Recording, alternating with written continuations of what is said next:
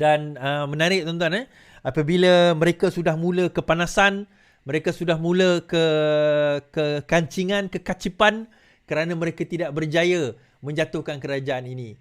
Dia orang guna hashtag katel dulu tau, kekal tenang.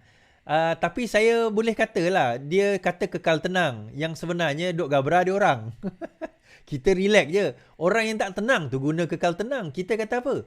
Madani kekal. Madani kekal. Malah baru-baru ni siapa yang nak pergi bawa usul undi percaya atau tidak percaya, dipersilakan. Dipersilakan. Tap-tap screen dulu. Ya, yang Facebook tolong tap-tap screen jugalah ya. Dekat love tu tolong. Baik, kita mulakan insya-Allah. Ni kawan saya ni, orang Sarawak juga, Profesor Azman. Awang Azman. Pemerhati, penganalisis siasatan individu untouchable beri risiko pada kerajaan. Pemerhati politik berpendapat tindakan SPRM menyiasat individu yang untouchable ataupun tidak boleh disentuh akan memberi kesan kepada kerajaan pimpinan Perdana Menteri. Bagi pensyarah akademik pengajian Melayu Universiti Melaya Dr. Awang Azman Awang Pawi, siasatan terhadap individu tertentu itu pastinya menjadi liku kepada kerajaan. Ia yang ini siasatan ini liku besar kepada kerajaan, saya kira. Tapi SPRM punya asas untuk menjalankan siasatan. Kalau tidak asas, maka tiada siasatan. Sudah satu, ia akan bawa risiko kepada kerajaan. Mereka akan disiasat, pemimpin besar atau taikun besar, risikonya ada pada kerajaan. Tapi mereka yang disiasat tidak perlu bertindak balas jika tidak melakukan kesalahan. Kecuali memang melakukan kesalahan. Kita berpegang kepada prinsip tidak bersalah selagi belum dibuktikan bersalah. Siasatan ke atas Daim menjadi tumpuan pemerhati politik. Daim juga merupakan individu yang berpengaruh dilihat sebagai proksi kepada bekas Perdana Menteri Mahathir Mohamad. Malah Daim sendiri mendakwa siasatan dijalankan SPRM terhadapnya merupakan satu penganiayaan politik. Sementara itu, pengendesa politik dan geostrategi Dr. Azmi Hassan pula berpandangan siasatan terhadap individu yang tidak boleh disentuh adalah elok bagi merungkai kebenaran. Ini katanya semasa pentadbiran bekas Perdana Menteri, ada individu tertentu yang tidak boleh disentuh ataupun disiasat. Semasa era Dr. Mahathir, banyak tuduhan mengatakan Tun Daim dan keluarganya mengaut keuntungan secara tidak sah, tapi tak pernah dibuktikan. Tun Daim hanya mendiamkan diri. Itu tidak penting hakikatnya, salah tetap salah jika mengaut keuntungan dengan cara salah dan SPRM punya tanggungjawab untuk membuktikannya. Now, komen saya tentang perkara ini tuan-tuan. Kita kena sedar, tahun ini adalah tahun 25 tahun Parti Keadilan sejak ditubuhkan pada tahun 1999. Kan? Tahun ini adalah 25 tahun. Kalau sejak kes peristiwa pemencatan Datuk Seri Anwar Ibrahim, tahun depan adalah 25 tahun lah. Tapi untuk penubuhan Parti Keadilan tahun ini adalah 25 tahun Parti Keadilan. 1999 2024 25 tahun Parti Keadilan. Now, antara sebab penubuhan Parti Keadilan, siapa yang ingat dahulu, adalah antara lain reformasi terhadap sistem. Reformasi terhadap sistem. Sesiapa yang berada pada zaman perjuangan Parti Keadilan, penubuhan sebelumnya 1998, kita menyedari bahawa pada ketika itu Datuk Seri Anwar Ibrahim sudah mula tergugat. Bukan 1998 tu dia dah mula tergugat dah. Sebelum itu, saya antara orang yang membaca masa itu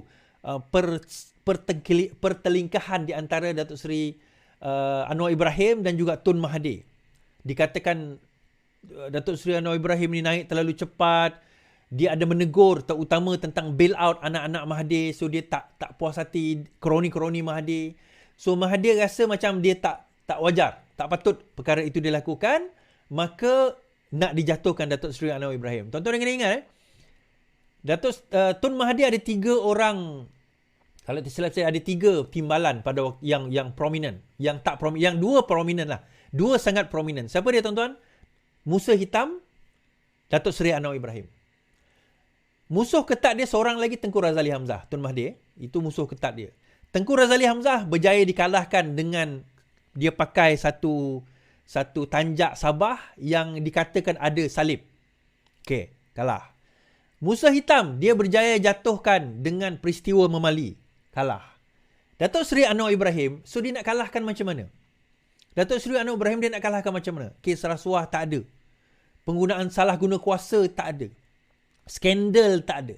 So dia cari dan dia reka cerita pada waktu itu dan kemudian diakui sendiri oleh Tun Mahathir. iaitu liwat. Kenapa liwat, tuan-tuan? Okay. Kenapa cerita liwat? Kenapa liwat dibawa? Dia nak letakkan apa orang kata skandal-skandal rasuah dan sebagainya, tak boleh. Jadi dia kena-kenakan kepada satu skandal yang melibatkan seks. Menyentuh persoalan tentang siapa yang Datuk Seri Anwar lawan ini sebenarnya. Sistem yang kita lawan ni, dia akan merosakkan, dia akan cuba sedaya upaya untuk nak mengenakan kita. Tonton tengok Case 1MDB di dalam Man on the Run tu. Tonton tahu Kevin Morais yang kena simen, DPP, pendakwa raya yang kena simen, kena bunuh sebab dia yang sediakan Case 1MDB. Saya tak cerita lagi berkenaan dengan bekas pengarah Biro Khas, apa nama panggil, Biro dia yang menyiasat kes SRC. Dia cerita pada saya, dia dapat peluru hidup. Orang hantar dia peluru hidup. Dia start siasat SRC tahun 2015. Dan kes itu Najib didapati bersalah dan dipenjarakan 12 tahun. Dia adalah pengarah yang menyiasat kes itu. Dan dia terima peluru hidup. Dia terima ugutan bunuh, tuan-tuan. Pada masa 2015 dia menyiasat kes itu. Nah, bila rakyat bercerita tentang Anwar Ibrahim tak buat reformasi, sekarang ini kita tengah melakukannya. That's why saya kata, setahun itu kena cari bukti dahulu. Ada orang tulis tahun lepas reformasi itu tidak berlaku. Kau baru 6 bulan jadi kerajaan, kau nak cerita reformasi. Kita takut, kita tangkap dia, tak cukup bukti, dia terlepas begitu saja. Kita boleh cas sekali. Kita tak boleh cas orang di atas pertuduhan yang sama, di atas section yang sama 2 kali. Kerana cukup tak cukup bukti. Tak boleh. Kita kena cukupkan bukti dahulu, baru kita boleh charge. Ini pun masih lagi nak gali lagi bukti untuk kita nak form evidence nak pergi charge dia. Bila kita bercakap soal reformasi ini yang kita maksudkan. Ini yang kita maksudkan. Ada orang tanya, kenapa tak dakwa lagi Mahathir East? Tak ada kes ke? Itu saya kata. Kelicikan diorang ini adalah, dia bukan macam kes Najib. Duit masuk dalam akaun bank sendiri. Dia bukan macam kes Najib, duit masuk akaun bank sendiri. Yang ini dia orang memang bijak, tuan-tuan. Dia ada kroni, dia ada proxy dia. Dia ada dia punya cara dan tata cara dia. Dia orang tahu sistem, dia yang cipta sistem tu. Dia yang create sistem tu. So dia tahu lubang-lubang mana dia nak masuk dan nak keluar.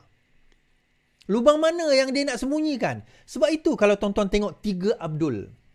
Cerita Tiga Abdul tu adalah satu satira. Yang Datuk yang apa orang kata, P. Ramlee buat. Ini pandangan saya lah. P. Ramlee buat pada waktu itu adalah untuk mengkritik politik Melayu. Tuan-tuan tengok muka Tiga Abdul tu, cara dia pakai songkok. Macam orang UMNO pakai songkok. Tuan-tuan tengok Abdul Wahab, muka dia macam Tengku Abdul Rahman. Abdul Wahid macam Tun Razak. Abdul Wahab dia tak macam siapa-siapa. Sebab dua pemimpin pada waktu itu atas kritikan sosial apa? Harta Ismet Ulam Raja di luar negara. Pada waktu itu pun dah ada cerita-cerita dan ura-ura berkenaan dengan harta Ismet di dalam negara dan harta Ismet di luar negara. Tuan, kita sekarang ini, bila tahun 2024 ini, kita dah bermula, bak kata Prof tadilah, Dr. Prof Awang Azman tadi, bermain dengan, kita dah sekarang ini kita nak pergi berdiri melawan sistem yang kita tahu akan, seriously tuan-tuan, yang akan cuba sedaya upaya untuk memastikan usaha itu gagal. Termasuk menjatuhkan kerajaan ini. Dia akan bayar, dia akan fund, dia akan donate duit. Sebab itu, kenapa Raja Petra bengang dengan saya? Sebab saya dedahkan tentang ada dana yang disalurkan untuk nak jatuhkan kerajaan ini. They are willing to do anything, including nak bayar sesiapa untuk memastikan bahawa kes-kes ini tidak berlaku. Kes-kes ini tidak didedahkan. Ini yang berlaku sekarang ini. Kita nak rakyat kerajaan buat reformasi. Ini yang kerajaan buat. This is what the government is doing. Tetapi kita macam tak nampak apa yang kerajaan cuba buat. Kau nak desak kerajaan buat reformasi. Kerajaan dah sedang buat reformasi. Tangkap orang itu. Kerajaan bukan tangkap sekadar ikan bilis tau. Kerajaan tangkap jerung-jerung dia tangkap. Dan risiko dia langkah Dubai. Bukan langkah Dubai. Saya tak kata tak ada langkah Dubai. Duit dana yang dibawa masuk. Nak pergi rasuahkan apa orang kata ahli parlimen supaya melompat. Benda itu yang Tuan-tuan ingat kartel ayam, harga makan ayam. Itu kartel harga makanan ayam. Zaman PN memerintah, dia tak berjaya selesaikan pun kartel makanan ayam ni. Sampai dia kena buat apa? Pasukan jihad harga barang. Pun tak berjaya. Mat Sabu relax je. Pom, settle masalah telur. Settle masalah harga ayam. Terus pergi denda dia orang 400 juta. Aku nak tengok lepas ni berani tak berani kartel-kartel ni. Bengang tak dia orang kau? Of course dia orang bengang. Adakah dia akan melakukan sesuatu? Of course dia akan melakukan sesuatu. Soalannya berjaya atau tidak?